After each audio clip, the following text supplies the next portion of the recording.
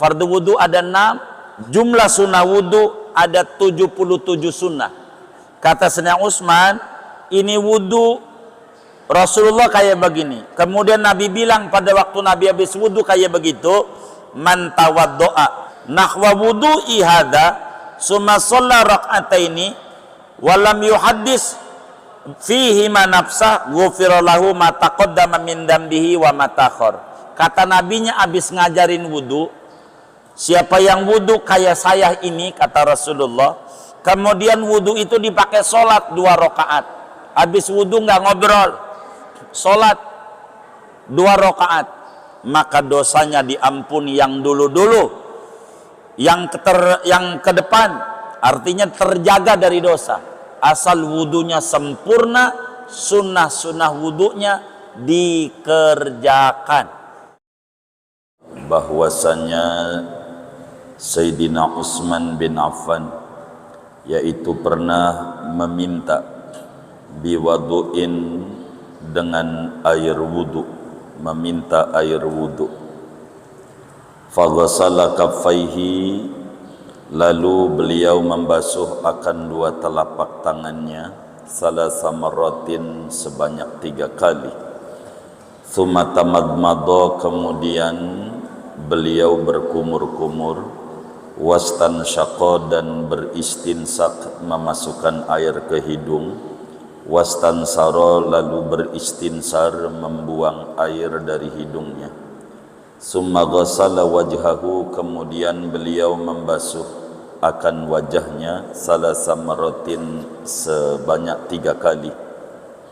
Summa ghassala yadahul yumna, kemudian beliau membasuh akan tangannya yang kanan, ilal mirfaqi, sampai siku, salasa marratin sebanyak 3 kali.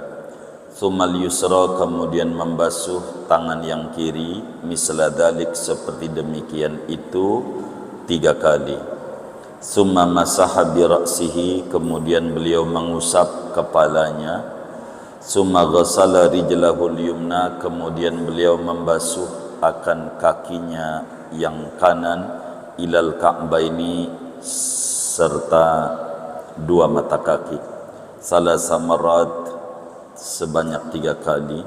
Summal yusra, kemudian kaki yang kiri, misla dzalik, seperti itu sampai mata kaki.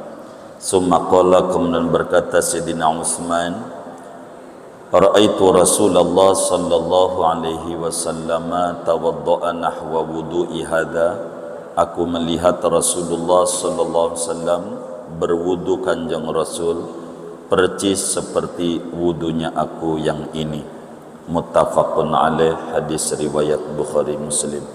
Sadaqa Rasulullah sallallahu alaihi wasallam. Saudara sekalian yang mulia, pertemuan ini kita mengkaji hadis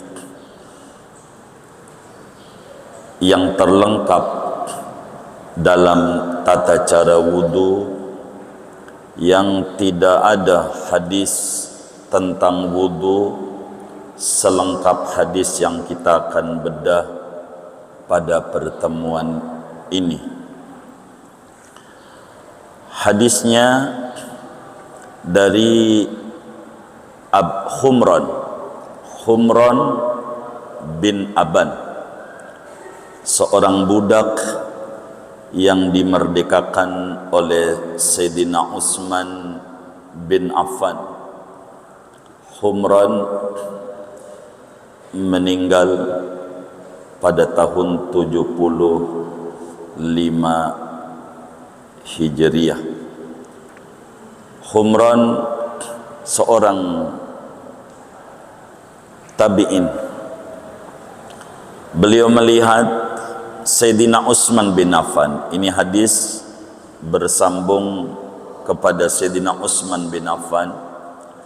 Siapa Utsman bin Affan? Utsman bin Affan kita maklumi bersama, beliau sahabat Rasulullah sallallahu alaihi wasallam. Beliau juga menantu 2 putrinya Rasulullah sallallahu alaihi wasallam, dinikahi oleh beliau.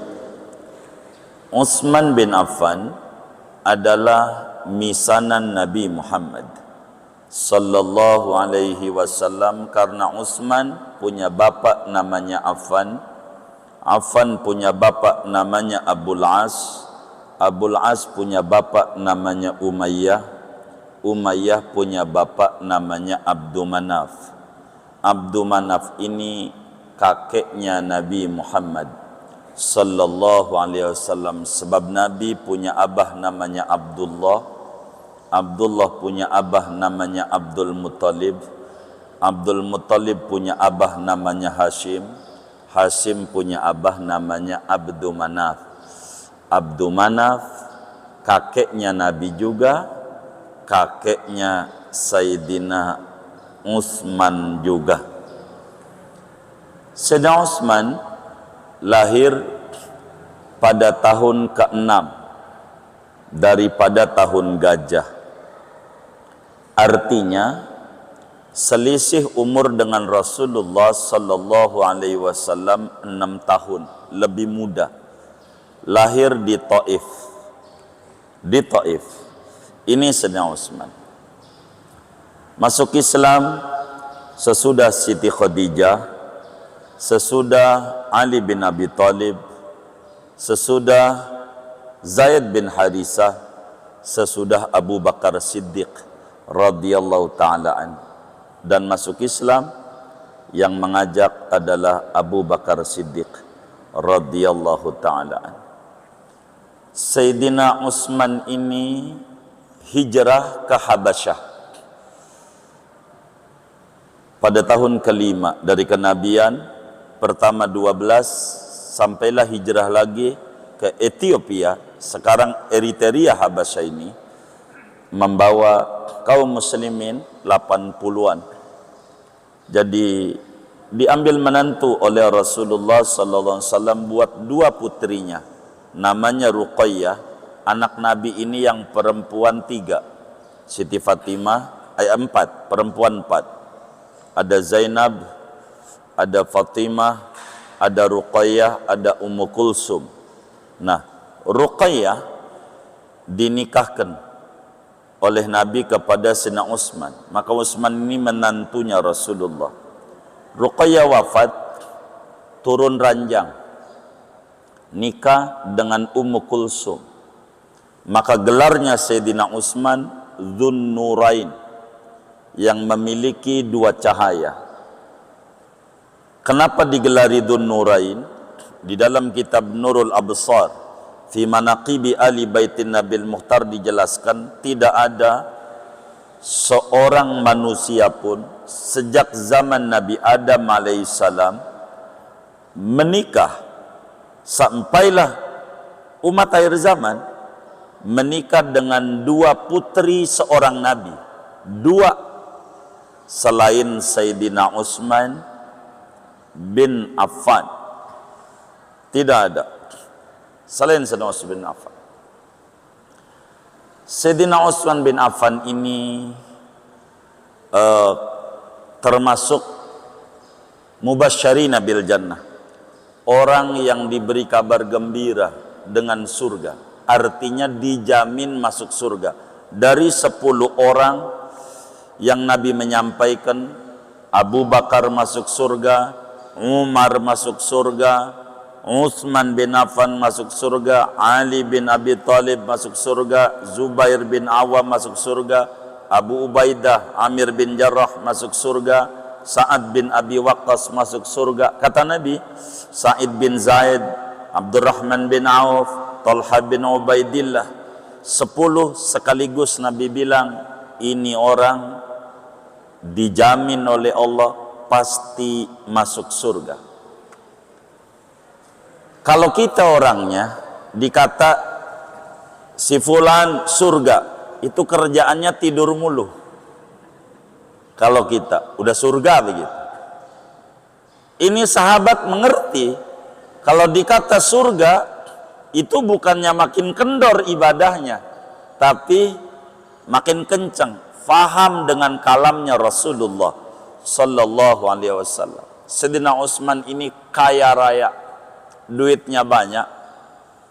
membiayai para sahabat ketika mengalami kesulitan. Beliau banyak berderma, menjadi donatur luar biasa. Ini Sayyidina Utsman. Tapi saban harinya puasa mulu. Saban hari, kecuali 5 hari, Idul Fitri, Idul Adha, Amari Tasyrik yang 3. Ini enggak puasa. Saban hari. Dan Sayyidina Utsman itu saban malam kalau witir, rakaat terakhirnya itu kalau kita orang bacanya kulhu, falak, an-nas, 3 surat. Kalau witir, begitu tuh terakhirnya. Sayyidina Utsman tidak. Dalam hidupnya witir ini bukan 3 surat terakhirnya, tapi 114 surat. Selalu khatam Al-Quran di dalam sholat, witirnya, saban malam. Padahal Sayyidina Utsman itu pejabat, presiden dunia, khalifah. Kalau kita mantu Nabi bukan, ponakan Nabi bukan, cucu Nabi bukan. Ya Allah, WA mah sering banget kita buka, Quran jarang kayaknya. Begitu. Makanya nggak ada jaminan kita orang di surga, nggak ada ini. Begitu. Quran diintip. Sayyidina Utsman nih. Sampailah beli sumur namanya Bi'ru Raumah. Punya Yahudi. Punya Yahudi ada di Madinah. Moga kita rezeki luas, kita ziarah ke Madinah, ke sumur Sayyidina Utsman nih. Lagi dirapihin ini. Hampir udah 2 tahun belum selesai rehabnya ini oleh pemerintahan Arab Saudi. Jadi ada Yahudi punya sumur, nggak pernah kering di Madinah. Itu dijual mahal. Airnya nih mahal. Kayak sekarang nih, kan air nih mahal. Yang kita minum-minum nih. Begitu, mahal. Mahal. Padahal kita negeri banyak air. 2/3 negara kita air. Begitu. 2/3 negara kita. Tapi air mahal. Arab Saudi, negeri sulit air. Makanya ada 2 menteri ketemu, dua-duanya tepok jidat. Stres. Menteri Arab stres. Ketika dia gali sumur nyari air, keluar minyak. Nyari air lagi, keluarnya minyak. Nyari air lagi, keluarnya minyak. Puyeng dia, puyeng. Sama seperti menteri kita juga. Nyari minyak, keluar lagi air. Puyeng, nyari minyak, keluar air. Nyari minyak, keluar air. Sekali nyari minyak, di Jawa Timur, keluarnya lumpur. Itu kita. Sama-sama puyeng. Tapi di Arab, biar kata sulit air, air gratis. Di pinggir-pinggir jalan, banyak. Silahkan minum. Pemerintahnya, di Arab, gratis. Ada ma'un solihun lisyurbi. Air layak minum, silahkan minum. Negara yang sulit air, air banyak gratis. Di kita, boleh tanya itu air mineral, segalonnya berapa? Air yang banyak. Banyak. Dan kita minum air mentah. Bukan air masak. Begitu. Yang dulu kakek nenek kita pakai gentong. Minumnya itu. Gentong itu punya pori-pori. Jadi sehingga airnya sehat. Karena bercampur tanah tempatnya. Bukan dari plastik tempatnya. Itu hebat. Negara Arab, daerah yang sulit air, air murah. Di kita, daerah yang banyak air, air mahal. Mahal. Betapa kaya negara kita. Bukan negara berkembang, itu mau orang aja batasi. Begitu. Begitu. Bahasanya halus, berkembang. Ada negara maju, lawanannya berkembang. Maju tuh lawanannya miskin. Begitu, bukan berkembang, itu bahasa halus saja. Orang gak mengata bodoh, tidak tahu.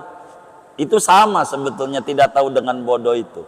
Jadi berkembang tuh negara belum maju begitu. Bahasanya cuman diperhalus saja. Tapi air mahal. Yang jualan air bukan orang kita, orang luar negeri. Begitu, mahal. Itu kita. Nah, satu hari kesulitan air di zaman Rasulullah SAW. Ada air punya Yahudi. Lalu Sayyidina Utsman kasihan kaum muslimin dengan air yang mahal. Makin mahal itu air, akhirnya minta dibeli. Berapa aja? Separohnya, enggak seluruhnya. Separohnya aja. Kata si Yahudi, bagaimana jual air separoh dari sumur ini? Giliran hari ini punya kamu, besok punya saya. Kata Yahudi, lumayan juga, barang punya saya juga. Timbang airnya. Siap dibayar dengan harga yang tinggi. Maka ketika giliran Sayyidina Utsman, air gratis. Hari ini Senin punya Yahudi, bayar. Selasa punya Sayyidina Utsman. Kata Sayyidina Utsman, gratis. Suruh ngambil air yang banyak, cukup 2 hari. Jadi ketika giliran Yahudi, kagak ada yang beli. Wong air banyak. Air banyak. Itu begitu Sayyidina Utsman. Jadi kagak laku Yahudi. Ntar besok pada ngambil semuanya, ngantri. Maka Yahudi puyeng, nggak dapat duit dia. Tuh begitu tuh hebatnya tuh Sayyidina Utsman. Akhirnya Yahudi, gua jual aja deh seluruhnya sama lu. Dijual sama Sayyidina Utsman. Dibeli juga sama Sayyidina Utsman, gratis, dan air itu ada sampai sekarang di Madinah. Dari banyak sumur yang ada di Madinah, Bi'ru Raumah lagi dirapikan untuk bisa diambil lagi sekarang oleh kaum muslimin, bisa dinikmati. Air itu yang bisa dinikmati oleh kita kalau di Madinah ada namanya Bi'ru Gharas. Sebagian kawan kita nyampe, ente udah pernah? Oh udah tuh begitu. Bi'ru Gharas itu disebut Bi'ru Rasulillah, sumur Rasulullah. Bi'ru Gharas dekat Kuba. Dekat Kuba. Itu Bi'ru Gharas. Kata Nabi, mata airnya dari surga. Dan banyak kawan-kawan kita sudah datang ke situ, Bi'ru Gharas. Ada Bi'ru Rauha, kita bawa juga. Bi'ru Raumah belum bisa masuk karena masih rehab, masih dikurung. Ini Sayyidina Utsman bin Affan. Sayyidina Utsman bin Affan menjadi khalifah kurang lebih 12 tahun. Kurang 10 hari. Beliau terbunuh oleh Saudan bin Humran. Yang bunuh, Saudan namanya, yang bunuh. Itu bunuh Sayyidina Utsman. Hari Jumat Asar beliau meninggal dunia dalam keadaan puasa. Pada tanggal 18 Dzulhijjah beliau meninggal dunia. Sayyidina Utsman bin Affan ini meriwayatkan hadis tidak banyak, 146 hadis beliau, dan meninggal pada tahun 35 Hijriah dalam usia 82 tahun. Sayyidina Utsman bin Affan. Dari 146 hadis, hadisnya kita mau bedah berbicara wudu. Kata Humran, satu hari saya lihat Sayyidina Utsman praktek wudu. Jadi di dalam ilmu pendidikan itu ada 2. Ada ilmu pendidikan teori, kurang banyak. Maka dalam dunia kampus tuh ada namanya diploma, ada langsung strata 4 begitu, atau istilahnya strata 1 langsung. Strata 1. Begitu, langsung. Itu strata 1 itu banyaknya teori. Tapi kalau diploma 3 itu muatan isinya banyak. Jadi sehingga banyak praktek. Sehingga lebih banyak ilmu lapangan yang dikuasai. Begitu dibanding teori. Nah, Sayyidina Utsman ini lebih banyak mendidik orang pakai praktek terus. Pakai praktek karena ini jauh lebih gampang pakai praktek.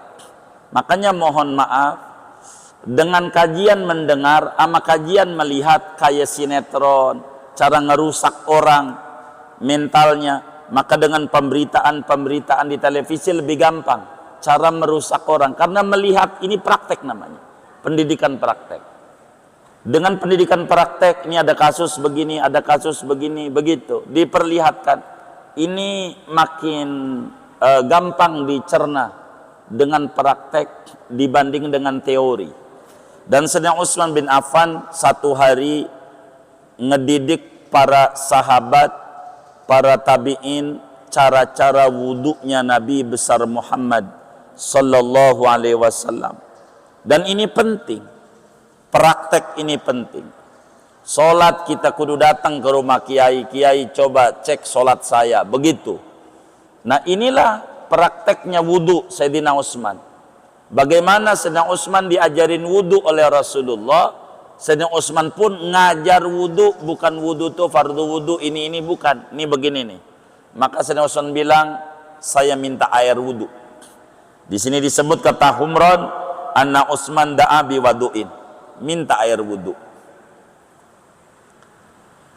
Lalu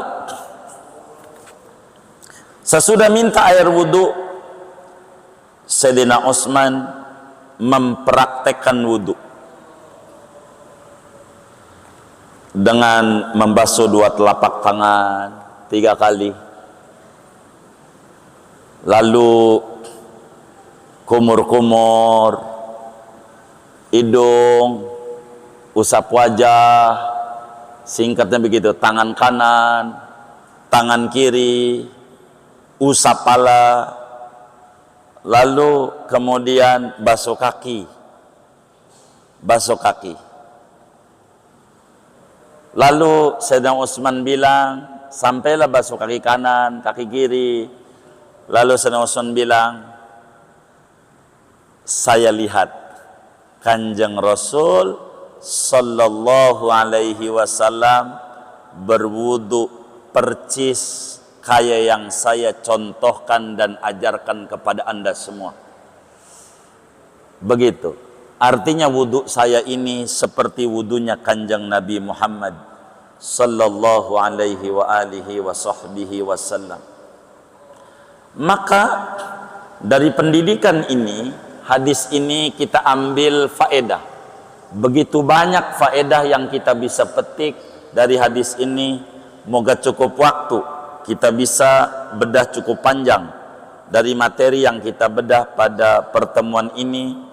Hadis riwayat Bukhari Muslim, dan redaksi ini dari Imam Muslim, termasuk Abu Dawud juga riwayatkan, Nasai juga riwayatkan, dan Ibnu Majah juga riwayatkan. Faedah yang pertama yang kita bisa ambil dari hadis Sayyidina Utsman ini, betapa para sahabat itu mengedepankan mutaba'atur Rasul, mengedepankan mengikuti Nabi Muhammad sesuai dengan perintah Allah dalam Al-Quran. Qul in kuntum tuhibbunallaha fattabi'uni, katakan olehmu wahai Nabi Muhammad kepada umatmu, jika kamu benar-benar cinta sama Allah, ikuti aku, lebih-lebih pada ibadah, jangan lepas dari apa yang aku ajarkan.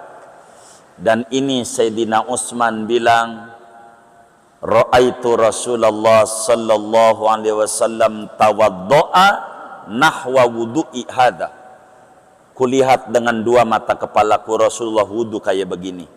Betapa sahabat itu enggak mau jauh kesehariannya daripada Habibuna Muhammad sallallahu alaihi wasallam sebagai manusia yang diutus di muka bumi, sampel kepatuhan hamba kepada Allah Subhanahu wa taala. Itu satu yang kita bisa petik, betapa as-sa'adah kullu sa'adah fi mutaba'atir Rasul disyadah. Kebahagiaan yang hakiki bila kita mengikuti Rasulullah sallallahu alaihi wasallam, pemimpin jagat raya. Itu satu. Yang kedua, Sayyidina Utsman bin Affan ini di dalam wudu hadis yang kita bedah ini mengajarkan betapa boleh hukumnya minta tolong ngambilin air wudhu. Tidak mengapa. Boleh hukumnya kalau kita mau wudhu, tolongin ambil air tuh seember. Boleh. Tandanya Sayyidina Utsman pun minta tolong ngambilin air seember. Tapi kalau minta tolong diwuduin makruh. Mentang-mentang kita orang kaya, karyawan kita banyak, wudu aja buat wajah ada. Usapin wajahna, tangan, kaki, siram, usap, makruh. Yang kaya begini makruh. Tapi minta tolong ngambilin air tidak mengapa. Tandanya dilakukan oleh sahabat Nabi yang paling mengikut ama Nabi, Sayyidina Utsman bin Affan. Minta tolong ngambil air, boleh saja. Itu satu. Yang kedua, hadis ini berbicara tentang mana fardu wudu, mana sunnah wudu. Betapa banyak dalam wudu yang disunnahkan. Al-Quran menyebut pada surat Al-Ma'idah ayat 6, ya ayyuhalladzina amanu idza qumtum ila sholati faghsilu wujuhakum wa aydiyakum ilal marafiq wamsahu bi ru'usikum wa arjulakum ilal ka'bain. Al-Quran global, kalau wudu basuh wajah, tangan, pala, kaki. Tapi yang mengerti Al-Quran adalah Nabi Muhammad, karena diturunkan kepada beliau. Maka Nabi mempraktekkan wudu yang Sayyidina Utsman ceritakan, telapak tangan dicuci dulu, cuci kita telapak tangan, lalu kumur, nggak langsung wajah, lalu hidung. Untuk apa ini? Betapa Nabi mengajarkan secara hikmah dalam wudu, mengecek kondisi air. Dengan tangan mengecek kita, mata kelihatan bahwa ini air apa, kelihatan dengan mata. Lalu dicek dengan tangan, lengket apa tidak, ini bisa kelihatan dengan tangan. Lalu dengan mulut akan ketahuan ini rasa air. Biar kata sama-sama putih, oh ini larutan, oh ini larutan capagi 3 rasa jeruk. Ketahuan biar sama-sama putih dengan mulut. Dan bau air bisa tercium dengan hidung. Ketika kita udah tercek ini air, bahwa air ini murni, air suci mensucikan, bukan air campuran yang lainnya, maka barulah kita usap wajah. Tuh begitulah di antara hikmah kenapa ada kayak begitu. Di samping hikmah-hikmah yang lain tentu daripada hikmah wudu. Jadi hadis ini yang kedua mengajarkan sunat membasuh 2 telapak tangan. Kedua, udah berapa ini ya? Berikutnya, ini sunat 3 kali di dalam membasuh telapak tangan. Dan semua daripada ajaran-ajaran wudhu ini. Ketiga, sunat kumur-kumur. Jadi habis telapak tangan kumur-kumur. Kumur-kumur itu bagaimana? Sunatnya kalau enggak puasa sampai tenggorokan. Kalau puasa tidak, depannya aja. Itu baru ganjarannya 100%. Lalu sunat menyedot air. Ini ajaran daripada kita wudu. Kemudian kata Sayyidina Utsman ini basuh wajah. Membasuh beda dengan mengusap. Kalau membasuh airnya kudu ngalir. Kalau kita wudu, mohon maaf nih, kita begini namanya mengusap. Airnya tidak mengalir. Airnya kudu mengalir. Itu ghusl. Kalau masak mengusap. Saya ambil contoh biar gampang. Ini air ada di telapak tangan saya gituin biar kering tapi masih basah. Taruh di pala, jadi namanya mengusap. Airnya tidak mengalir. Begitu.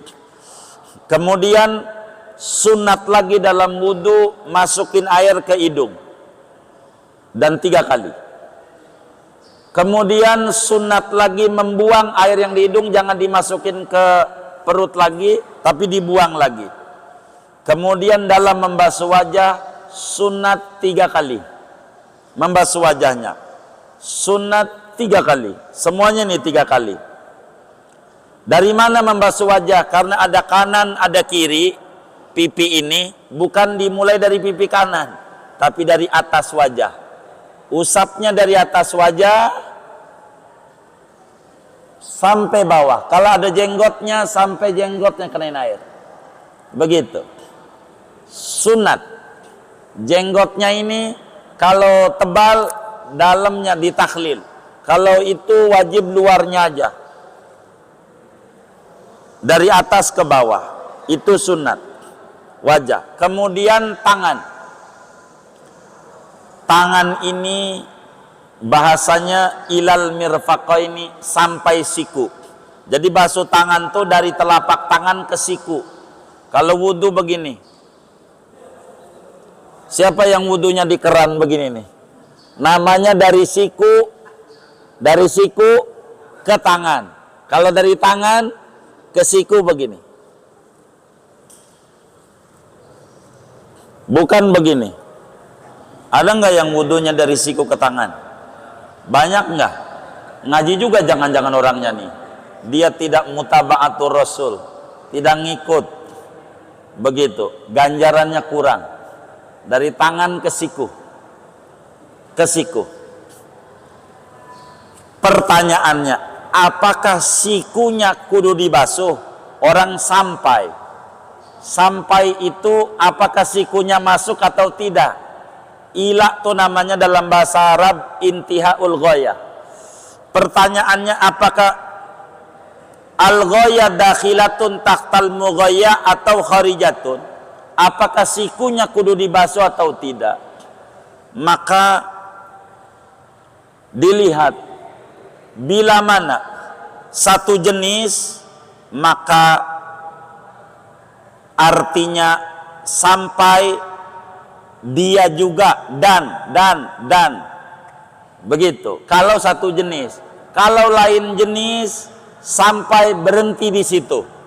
Contoh puasa, wa atimmus syiyam ilal lail. Kata Allah dalam Al-Baqarah, sempurnakan puasa Anda sampai malam. Maknanya kalau udah bedug maghrib buka. Malam enggak perlu puasa. Bukan sempurnakan puasa Anda sampai malam. Malamnya juga kudu puasa. Bukan. Karena antara siang dan malam tidak satu jenis. Tapi antara siku dan tangan ini masih disebut tangan. Maka sikunya juga kudu kena air.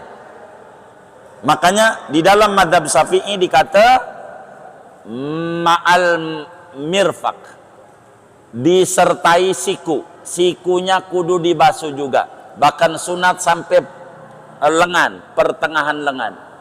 Di dalam wudu. Dalam wudu. Jangan sampai ngegulung bajunya kurang tinggi.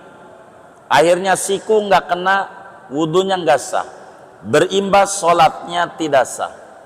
Itu tangan. Dimulai tangan kanan dulu. Lalu kemudian tangan kiri. Dari tangan sampai siku. Berikutnya mengusap kepala. Nah, mengusap kepala ini menarik. Kalau membasuh wajah, seluruh mazhab sepakat. Yang namanya wajah mulai dari tempat tumbuhnya rambut sampai bawah dagu. Lebarnya dari cuping sampai cuping yang satunya, segini. Tangan dalam bahasa Arab ada 3 pengertian. Tangan segini, tangan juga dalam bahasa Arab. Segini, tangan juga. Segini, tangan juga. Maka ketika Al-Quran mengatakan wa aidiyakum ilal marafiq, tangan Anda sampai siku. Kalau tidak ada kata ilal marafiq, nanti ada ulama berkata wudu segini aja jadi. Sebab di dalam hukuman mencuri, di dalam hukum Islam, as-sariqu was-sariqatu faqta'u aydiyahuma jazaa'an bima kasaba nakala minallah. Pencuri laki maupun perempuan. Al-Quran menyebut pencuri laki dulu, baru perempuan. Kenapa? Karena yang lebih banyak yang korupsi dari gender itu laki-laki. Makanya laki disebut dibanding perempuan. Meski yang laki ini nyolong, penyebabnya digelitikin oleh perempuan, oleh bininya. Temen gue bang, tolongin. Dia takut diancam, malamnya diturutin juga. Betul nggak? Begitu tuh saudara. Tapi berbicara berzina, perempuan. Azaniyatu azani. Perempuan zina, laki-laki zina. Karena yang paling banyak perempuan. Itu begitu. Pencuri dalam teori hukum Islam dengan ketentuan yang ada dipotong tangannya. Maknanya bukan sampai siku, bukan sampai sini, segini. Maka bila Al-Quran dalam wudhu tidak ada ilal marofik sebagai catatan, maka bisa saja ada ulama wudhu segini, bisa segini, bisa segini. Ketika Al-Quran berkata ilal marofik, sepakat seluruh ilmuwan Islam bahwa wudhu sampai siku. Lalu mengusap kepala. Kalau ngomong wamsahu biru'usikum, ini menarik. Kenapa wamsahu biru'usikum? Kenapa wamsahu biru'usikum? Ada ba. Ba ini ba apa begitu? Ulama tidak sepakat. Ada yang disebut ba ini ba ta'diyah, sehingga artinya usaplah seluruh kepalamu. Ini madzhab Malik. Bila dikata ba ini namanya ba muta'addi, maka maknanya usaplah seluruh kepalamu. Tapi bila ba ini artinya tab'id, usaplah yang mananya aja dari kepalamu. Itulah madzhab Syafi'i. Bila ba ini artinya ilsok, menempel, usaplah dengan tanganmu. Coba tangan kita ditempelin di pala, maka kena seperempat. Itulah madhab Abu Hanifah. Kenapa berbeda-beda ngusap kepala? Karena ada ba ini. Inilah pemikiran dan semuanya dibenarkan di dalam bahasa Arab. Contoh begini, dalam bahasa ilmu bahasa, dalam linguistik itu, dorobtu Zaidan, aku memukul Zaid. Itu maknanya bukan dari pala sampai kaki dipukul. Yang mananya aja kita tonjok namanya mukul Zaid. Betul nggak? Kita nonjok palanya disebut mukul Zaid. Nonjok perutnya juga mukul Zaid. Maka madzhab Syafi'i begitu. Usaplah kepala. Yang mana? Yang mananya aja. Maka segini jadi. Segini jadi. Tapi kata Abu Hanifah tidak bisa, karena ada ba. Ba itu mananya ilsok, tempelin tanganmu, kudu seperempat pala. Kata Imam Malik, ba ini nggak ada fungsi, pala nggak bisa dibagi-bagi, seluruh pala, maka wudhunya begini. Dalam madzhab Syafi'i itu sunat. Ini sedang Utsman mengusap kepala. Mana lagi lanjutannya? Kemudian itu mendahulukan kanan, membelakangkan yang kiri. Ini sunat. Mendahulukan kanan, membelakangkan yang kiri, tapi yang tidak bisa bareng.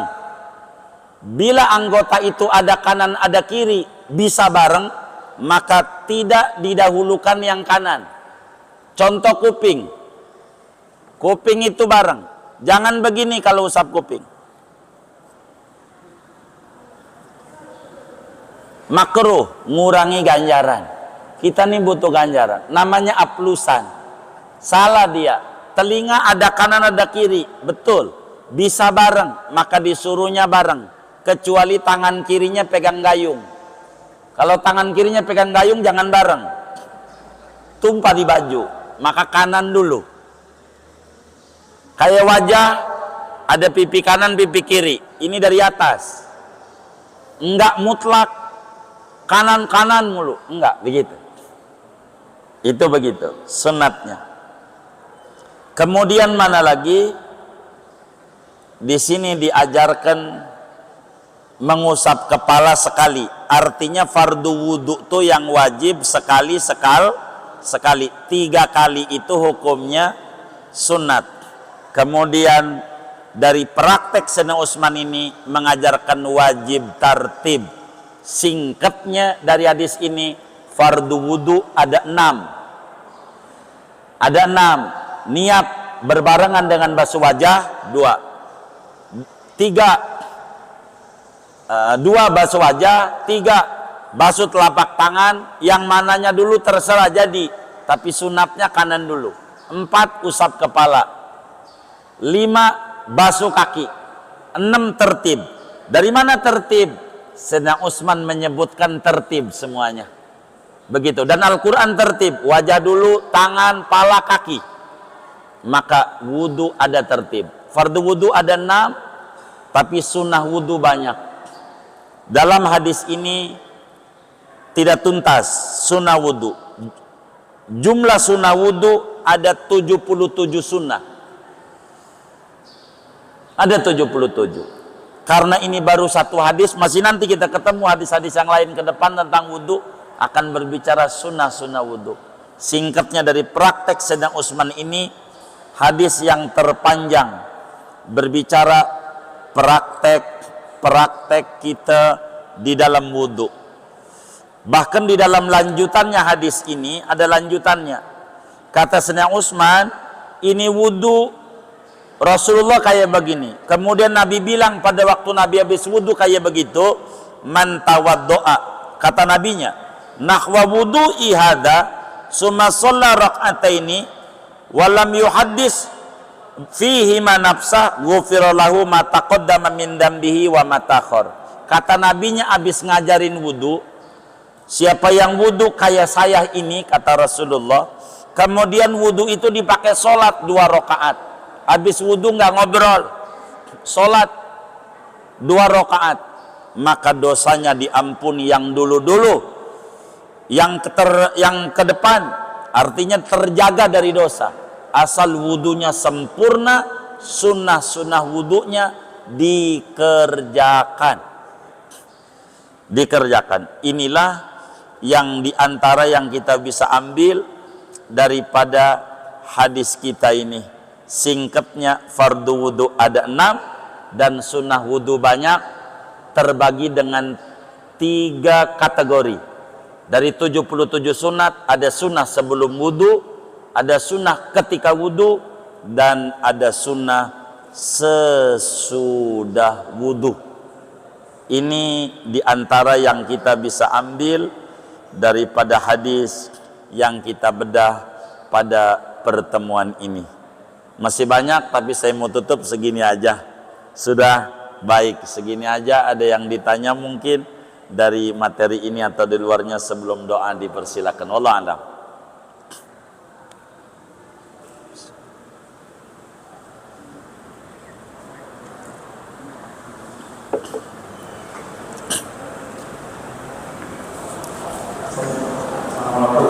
Waalaikumsalam.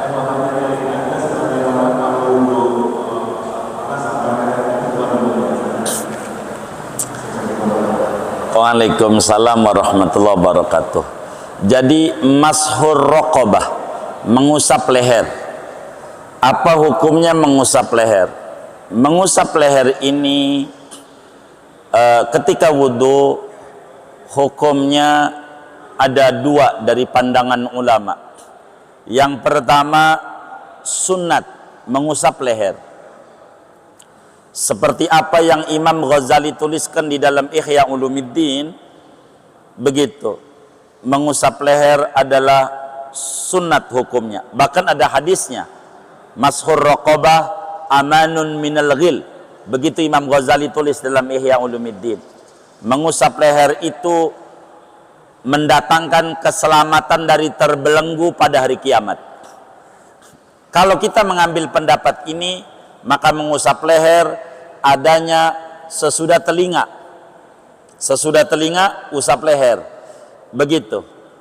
Telinga, leher, baru nanti kaki. Begitu adanya.